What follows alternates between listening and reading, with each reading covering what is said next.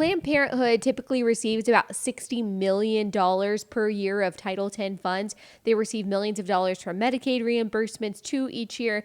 Title X money technically is not allowed to be used to directly fund abortions, although we know that money is fungible. So by giving any amount to Planned Parenthood, we are funding abortion with our tax dollars. That's what pro-lifers have been saying for a very long time. That's what we're talking about. And that's why we say to defund Planned Parenthood. So the Trump administration actually took a step to ensure that that is actually happening, that these federal dollars are not funding abortion. This is from the Wall Street Journal. The rule called for clinics that received federal family planning funding to physically separate their abortion services in a separate building from all other services and not to refer patients for abortions. So the Trump administration says to Planned Parenthood, look, you can keep receiving these Title X funds, but you've got to fully separate your abortion services and you cannot make abortion referrals. Pretty simple. You can talk about all the options. They can still talk about abortion. So their physicians can still talk about abortion. They can talk about it as an option. They can talk about what abortion is, but they cannot actively encourage a patient to go and get an abortion.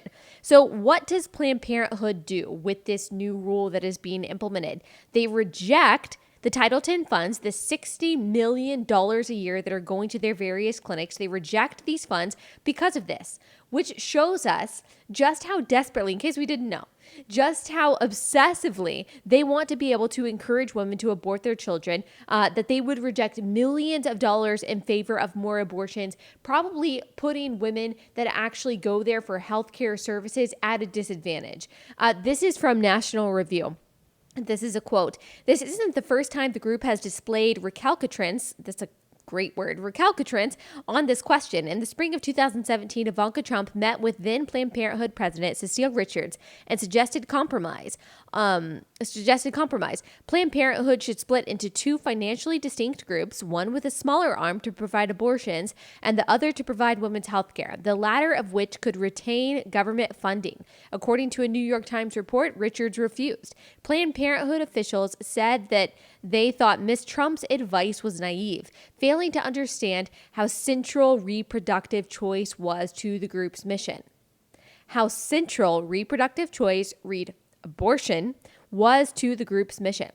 So what we already knew is drastically confirmed by this decision by Planned Parenthood, that it is an abortion provider who also happens to provide a few other services so that they can call themselves a healthcare center. And what you're going to hear in the news from Planned Parenthood spokespeople, that includes many pundits in the left-wing media, they are going to say that the Trump administration forced Planned Parenthood out of the Title X program and robbed millions of underprivileged women from healthcare. That is not true. Planned Parenthood made a decision. They made a calculated decision to reject $60 million a year of Title X funds because they wanted to be able to encourage women to have abortions. They didn't want to financially and physically separate their abortion services from the other services that they provide. That is a decision that they made because, as Cecile Richards has said, as they have said many times before, abortion is central to what they do.